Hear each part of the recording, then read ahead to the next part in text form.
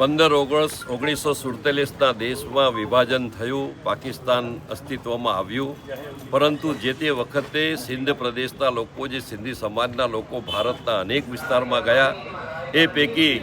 અહીંયા સુરતમાં પણ રામનગર વિસ્તારમાં સિંધી સમાજ આવ્યો, વસ્યો. અને ત્યાર પછી આજે આટલા બધા વર્ષો પછી જ્યારે અહીંયાના એક શેરીનું નામ એ લોકવાયકા મુજબ સરતચૂકથી પાકિસ્તાની મોલ્લો થઈ ગયું હતું, લોકો પાકિસ્તાની મોલ્લા તરીકે ઓળખવા લાગ્યા હતા, ત્યારે 2015-16થી કાર્યવાહી કરીને, ચર્ચા કરીને 2017માં આપણે જ્યારે મારી ગુજરાત સરકારમાં સંસદીય સચિવ તરીકે જવાબદારી હતી, પત્ર વ્યવહાર કર્યો અને 2018માં મહાનગરપાલિકાની સાંસ્કૃતિક સમિતિમાં આ મોલ્લાનું નામ હિન્દુસ્તાની મોલ્લો કરવામાં આવ્યું. અને આજે આપ જોઈ શકો છો કે 15 ઓગસ્ટના આગલે દિવસે 14 ઓગસ્ટ અખંડ ભારત સ્મૃતિ દિવસ, એને વિભાજનની વેદના તરીકે પણ આપણે જ્યારે એને આ વેદનાને